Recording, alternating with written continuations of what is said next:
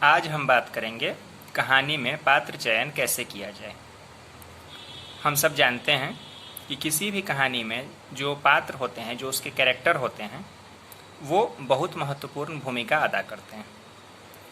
पात्रों के साथ साथ ही कहानी बढ़ती है और किसी भी जो एक संदेश को हम कहानी के माध्यम से देते हैं वो पात्र ही करते हैं। तो इसलिए आज इस महत्वपूर्ण विषय पर हम बात करेंगे और समझने की कोशिश करेंगे कि हम कहानी में पात्रों का चयन किन बिंदुओं के आधार पर कर सकते हैं। आइए देखते हैं वे महत्वपूर्ण बिंदु। सबसे पहला बिंदु होता है पात्रों की संख्या। किसी भी कहानी में कितने पात्र होंगे ये हमको पहले से निर्धारित कर लेना चाहिए, क्योंकि अगर पात्र कम या अधिक हो गए तो कहानी स्पष्ट नहीं हो सकेगी। पात्र अगर बहुत ज़्यादा कम हैं ज़रूरत के हिसाब से तो फिर कहानी को आगे बढ़ाना कठिन हो जाएगा, और अगर ज़रूरत से ज़्यादा पात्र आ गए तो जो आपका पाठक है वो उलझ कर रह जाएगा कि किस पात्र ने क्या किया। क्योंकि जो कहानी का जो मैसेज है, जो संदेश है, वो एक पात्र के ऊपर केंद्रित न रहकर या कुछ पात्रों या फिर कहानी की जो केंद्रीय भूमिका है, जो कहानी का जो संदेश है, वो कहीं ना कहीं बिखर जाएगा। तो इसलिए हमको पात्रों को निर्धारित कर लेना चाहिए कि हमें कितने पात्र रखने हैं। हमारा अगला महत्वपूर्ण बिंदु है भूमिका निर्धारण। आपकी कहानी में जो भी पात्र हैं आप पहले से निर्धारित कर लीजिए कि कौन मुख्य पात्र होगा और कौन उप मुख्य पात्र होगा, क्योंकि जो मुख्य पात्र होता है कहानी उस पर ही केंद्रित रहती है और बाकी सारे पात्र कहानी को इस तरह से आगे बढ़ाते हैं कि धीरे धीरे आपका जो मैसेज है कहानी का, जो आपको मुख्य पात्र के माध्यम से समाज को देना है, वो स्पष्ट हो जाए।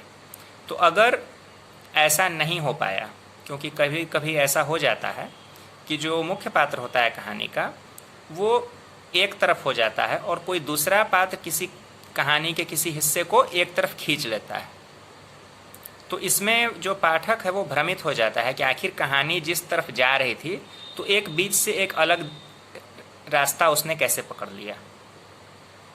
इस चीज़ से बचना चाहिए। अगला बिंदु है पात्रों की स्वतंत्रता।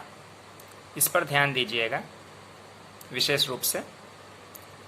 लेखक का प्रयास यही होना चाहिए कि हर एक पात्र को स्वतंत्र रहने दे।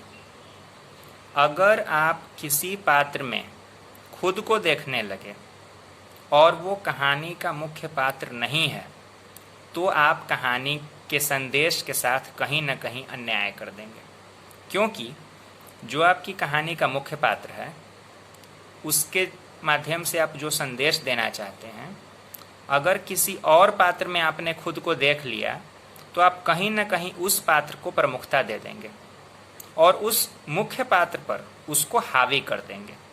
इससे कहानी का जो संदेश है वो दब जाएगा, जो कहानी का भाव है, मुख्य भाव है, वो दब जाएगा, या फिर पूरा न भी दबे तो डिस्टर्ब जरूर हो जाएगा। तो इसलिए आप किसी मुख्य पात्र को छोड़कर किसी और पात्र में अपने आप को मत देखिए, हर एक पात्र को स्वतंत्र छोड़ दीजिए।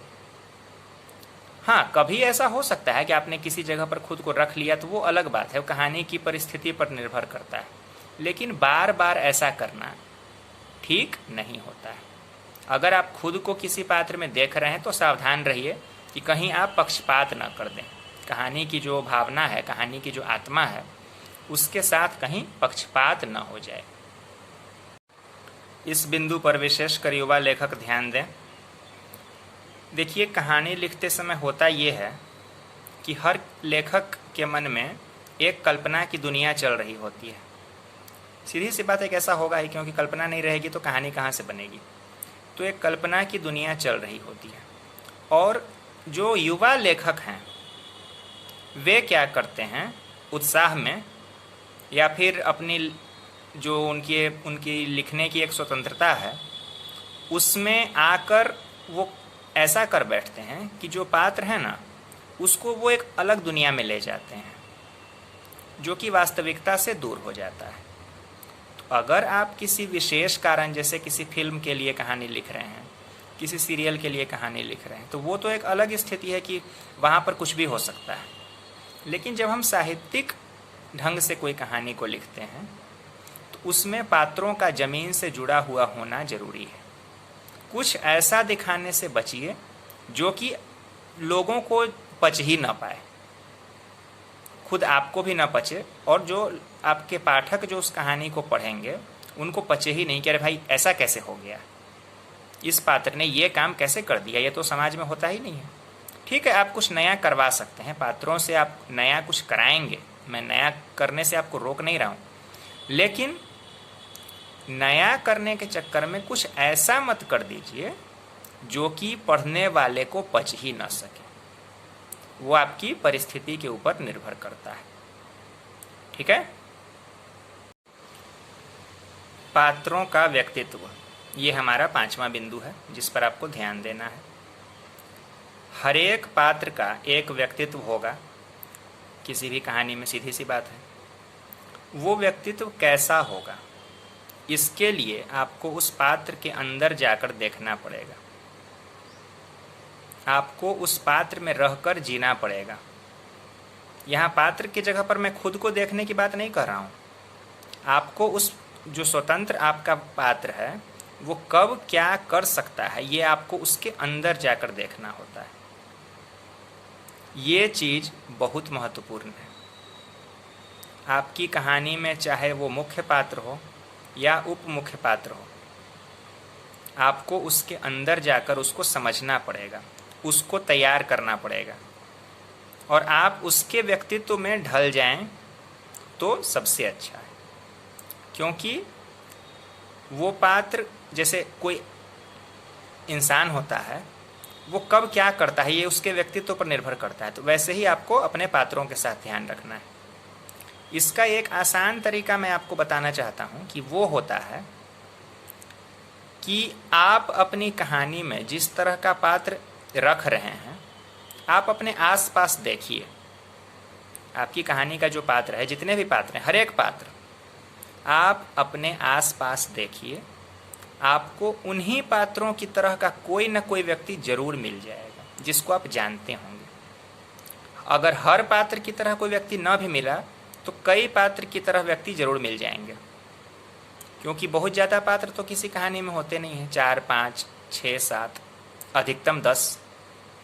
तो उतने में से आपको कई लोग मिल जाएंगे जिनको आप अपनी रियल लाइफ में जानते हैं। तो आप उन्हीं व्यक्तियों को कहानी में लाकर बिठा दीजिए।